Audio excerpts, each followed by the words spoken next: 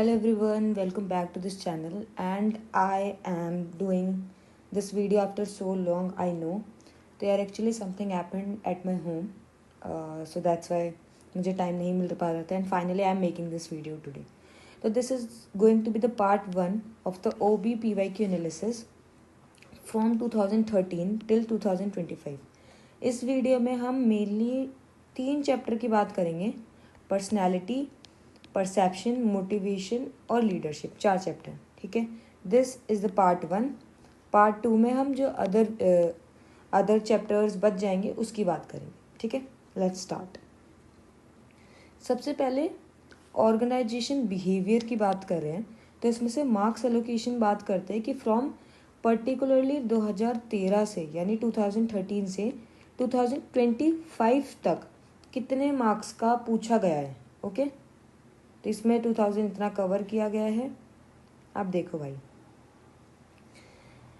Personality के chapter से 120 marks का अब तक टोटली पूछा है. ठीक है, ये ऐसा नहीं है कि ईयर वाइज है, ये 2013 से 25 तक का है कि भाई इतने टाइम में इस चैप्टर से इतने मार्क्स का आया है. ठीक है, तो पर्सनालिटी से आया है 120 मार्क्स का, परसेप्शन से आया है 140, मोटिवेशन 180 एंड लीडरशिप 170 मार्क्स. ठीक है,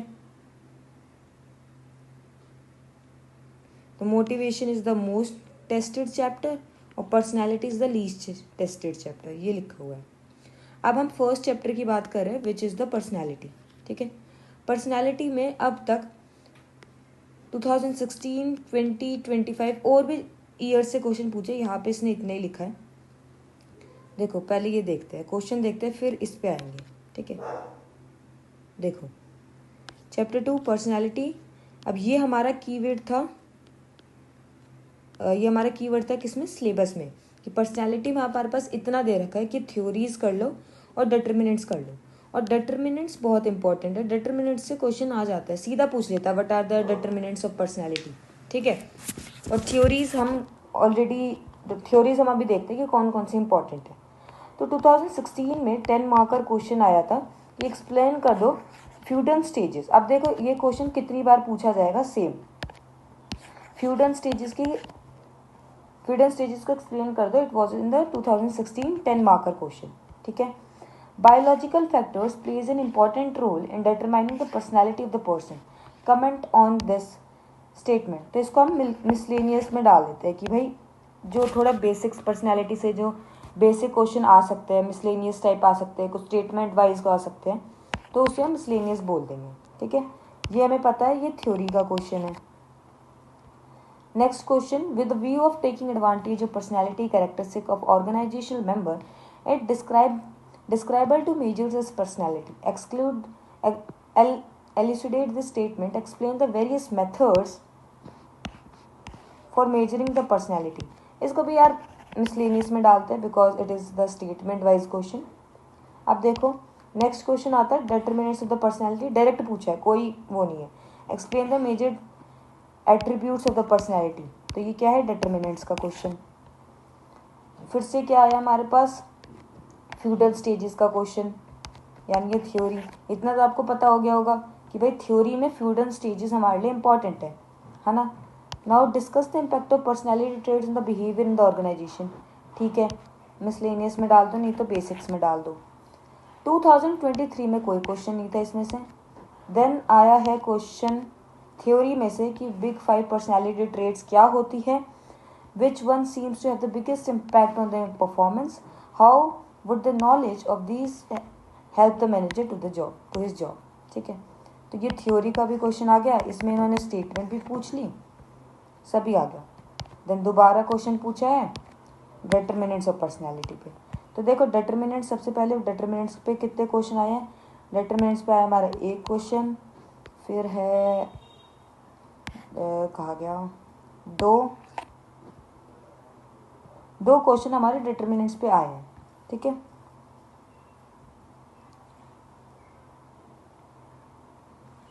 ये देखो determinants of personality, total 3 question आए हैं 40 मार्क्स के, फ्रॉम कितने 13 से लेके 25 तक. ठीक है, अब जो थ्योरीज का क्वेश्चन था उसमें कितने क्वेश्चन आया है, 4 question 50 marker, mostly big 5 personality traits पूछे गए हैं और आपका फ्यूडल स्टेजेस पूछी गई है। इसका मतलब क्या है कि ये दोनों को हमारे को बहुत अच्छे से आनी चाहिए और बाकी की जो थ्योरीज है वो भी आनी चाहिए। इसका मतलब ये नहीं कि वो छोड़ देंगे, वो भी आनी चाहिए। ओके, या बेसिक कॉन्सेप्ट और मिसलेनियस में से इतना। ठीक है जी, ये सिंपल था अबाउट द पर्सनैलिटी। इसकी PDF में डाल दूंगी नीचे डिस्क्रिप्शन में, आप वहाँ से डाउनलोड कर सकते हो। ओके, नाउ नेक्स्ट पे चलते हैं परसेप्शन। परसेप्शन में क्या क्या है भाई? सबसे पहले शॉर्ट नोट्स अगर हम देखें तो परसेप्चुअल सिलेक्टिविटी। अच्छा, इसके कीवर्ड्स क्या लिखे हुए थे हमारे उसमें सिलेबस में? सिंपल लिखा हुआ है परसेप्शन क्या है और मीनिंग एंड द प्रोसेस। अब क्वेश्चन देखते हैं। देखो, शॉर्ट नोट में क्वेश्चन आया है 2019 कि परसेप्चुअल सिलेक्टिविटी क्या होता है। हालो इफेक्ट ना 2-3 बार आया है, लेकिन ये पहले आया है, 2018 में आया था और 2013 से पहले 2-3 बार आया है, बट फिर भी कर लेंगे इसको अच्छे से। ठीक है, देन फिगर ग्राउंड प्रिंसिपल, ये सिलेबस में नहीं है, ये इन्होंने ऐसे ही पूछा था, तो it was unexpected question I think, तो ये कर लेंगे। लॉन्ग क्वेश्चंस में बात करते हैं। Influence in managerial decision making in changing organisation behaviour 10 marker in 2025। How does sensation differ from perception 2024। अब देखो, परसेप्शन में से हर साल क्वेश्चन आया है, 25, 24, 23, 22, 20, 19, राइट, 16। तो मतलब परसेप्शन बहुत बहुत बहुत ज़्यादा इम्पॉर्टेंट है। पूरा चैप्टर अच्छे से करना। नाउ परसेप्चुअल प्रोसेस, परसेप्शन का प्रोसेस उसमें लिखा हुआ है कीवर्ड्स में, तो पूछा भी है भाई इन्होंने कि बता दो इसके सिलेक्शन, ऑर्गेनाइजेशन और इंटरप्रिटेशन क्या है स्टिमुलाई का। कॉज क्या है डिस्टोरेशन इन परसेप्शन, सजेस्ट सम ये परसेप्शन कंसिस्ट करता है 3 element, perceiver, context and the target. तो ये चीज़ें बार बार पूछी गई है। ठीक है, कैसी कि भाई ये क्या है, परसेप्शन में कौन कौन आता है। ठीक है, सेंसेशन और परसेप्शन में कैसे डिफ़र करता है। अब जो परसेप्शन है वो डिस्टॉर्ट कैसे होता है। ठीक है, फिर बेसिक्स तो हम लोग करते ही है कि भाई नेचर ऑफ परसेप्शन क्या है, ये कैसे मैनेजमेंट को हेल्प करता है ऑर्गेनाइजेशन में, एक्सेट्रा एक्सेट्रा एक्सेट्रा। ठीक है, और ये लास्ट वाला क्वेश्चन है, इसको आप मिसलेनियस में डाल सकते हो या फिर केस स्टडी वाइज क्वेश्चन डाल सकते हो। It was asked in 2016। अब ऐसे क्वेश्चन नहीं पूछे जाते हैं। ठीक है, आप लोग देखोगे। अब चलो ऊपर चलते हैं, फोटो को देखते हैं। इसमें मैंने ये भी डाल दिए थे। शॉर्ट नोट्स में ये 3 चीज़ें पूछी थी, ये हमने देख ही लिया कितने कितने का है। लॉन्ग क्वेश्चंस में ये देख लो, 25, 24, 23, 22, 10, 10, 10। डिस्क्रिप्टिव वाइज क्वेश्चन ये है आपके। समरी अगर हम देखें तो शॉर्ट क्वेश्चन आया अब तक 3, 30 मार्कर, लॉन्ग क्वेश्चन 4 इतना, और एक्सप्लेन या एक्सप्लेनेटरी क्वेश्चन इतने। ठीक है, तो total question is 7 and 140 marks के। Now next chapter is the motivation. अब मोटिवेशन में बहुत सारी थ्योरीज मिलेगी, कौन कौन सी करे भाई, कौन कौन से अच्छे से करे, कौन कौन से करे, तो वो देख लेते हैं। सबसे पहली हमारी शॉर्ट नोट में थ्योरी आती है assumption of theory X and theory Y. ठीक है, तो ये सबसे पहले हो गया हमारी थ्योरी का question. Equity theory of work motivation, ये ना सिर्फ एक ही बार पूछा गया है इक्विटी थ्योरी 2013 में, बट करनी तो पड़ेगी। तो 2025 में there was no question from the motivation. Now अब देखते हैं कौन कौन से थ्योरी बार बार पूछी जा रही है।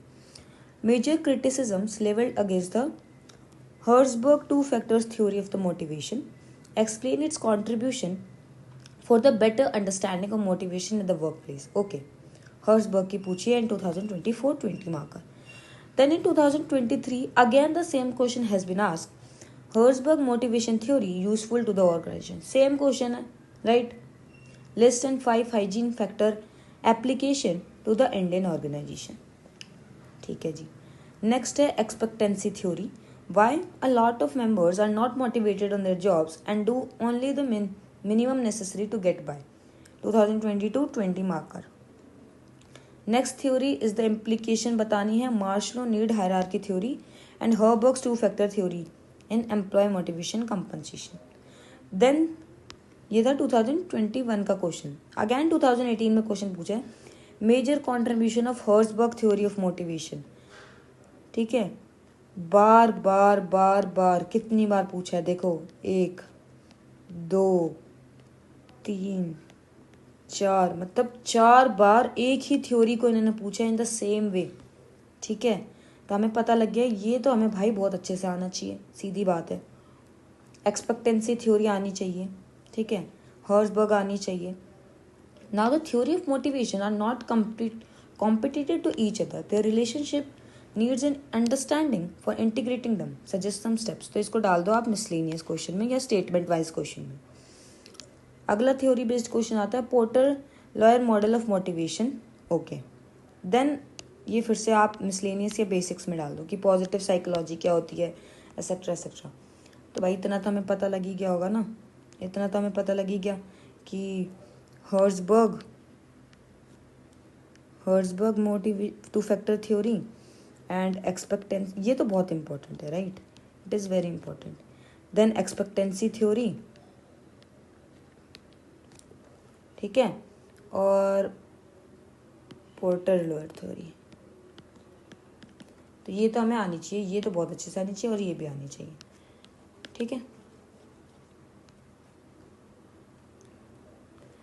थ्योरी के question, applicational analytical theory question 7 140 marks.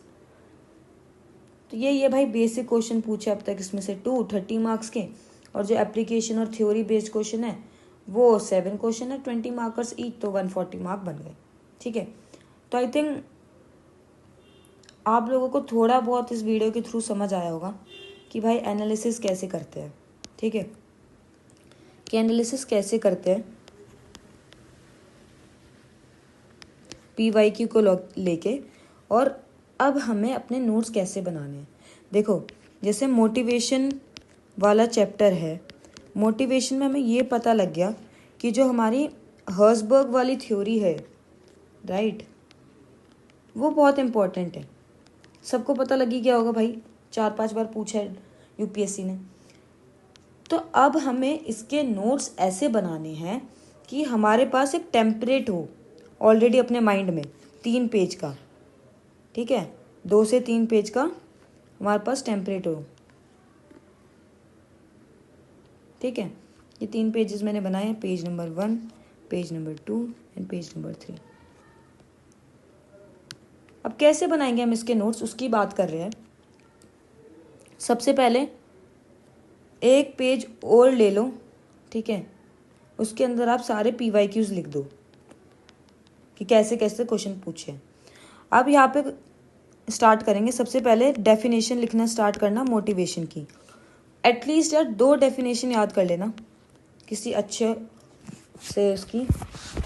ठीक है, उसके बाद मोटिवेशन की बेसिक चीज़ें लिखेंगे कि मोटिवेशन क्या होता है, ठीक है, कैसे होता है, क्या क्या फैक्टर्स इन्वॉल्व है, क्या नीड है, एडवांटेज डिसएडवांटेज। बहुत छोटा लिखना है क्योंकि ये चीज़ें पूछी नहीं जाती है, बस ये आप लोगों के नोट्स के लिए। अब देखो, मेजर क्रिटिसिज्म आना चाहिए आपके नोट्स में जब आप नोट्स बना रहे हो, फैक्टर्स आने चाहिए, ठीक है, इम्प्लीकेशंस आनी चाहिए, मेजर कंट्रीब्यूशन क्या है वो आना चाहिए। तो ऐसे ही हम पूरा बनाएंगे। मान लो आपने फर्स्ट पेज पे मेन चीज़ें लिख दी, नेचर, एडवांटेज, डिसएडवांटेज, एसेट्रा, एक एग्जाम्पल, ठीक है, एसेट्रा। अब सेकंड पेज पे मेनली आप सेकंड और थर्ड पेज पे आपको वो चीज़ें डालनी है जो PYQs में पूछी गई है। ठीक है, कि भाई क्रिटिसिज्म क्या था इस थ्योरी का,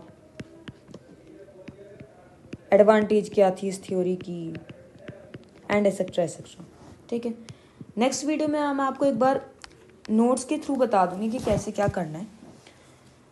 सो या this was all for this video. I hope थोड़ा बहुत तो हेल्प करेगी ये वीडियो आपको कहीं ना कहीं, एंड थैंक यू।